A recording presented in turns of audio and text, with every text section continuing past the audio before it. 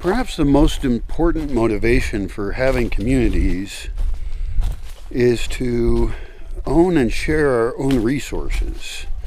Now, I'm not big on shared ownership. I think it creates conflict a lot of times. Land might be one of the few things to have shared ownership over. Of course, housing often goes with land. Certainly we could attract, van lifers and people with glamping tents and stuff. And that would allow people to share land easier without investing in it heavily or stuff like that. But there's a lot of ways things can be done. I think the main thing is that if everyone is making enough money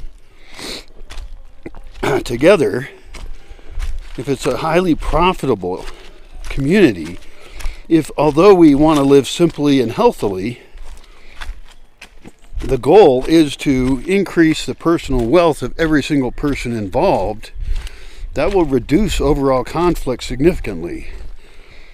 Because if people feel trapped and they can't leave, even in a two-person relationship, it seems like a recipe for disaster. It seems like a recipe for oppression. Feeling trapped is never good. I don't want to feel trapped.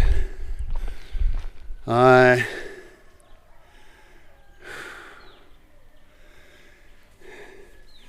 so there's a lot of kinds of businesses, and we can make a big list of those that we could run, and we can run them really well, and we can share. We can share the client list. We can work together in ways that benefit all of us. That also means that people within the group might change relationships over time. And we have to create a culture where that's done well, where people get into relationships very slowly, going through a process.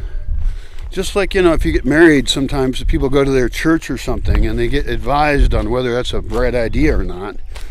I think we could use software to catalog all of someone's values and what they want, what their goals are, short-term or long-term, what their vision for the marriage is, whether it's till death do us part or just for a shorter time.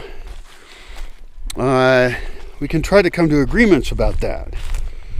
And kids, of course, are a big issue. I would recommend that most men, unless you're really certain you want to have kids and you have a lot of financial resources to support them, get a vasectomy. And the same could be true of women, where they could get their tubes tied. I think that's what it's called. I don't really know much about that. God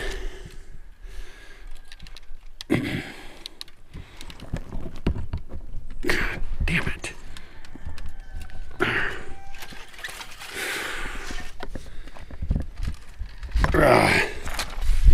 So that we don't have accidental babies happening. Particularly among adolescents, because they're not known for being the brightest.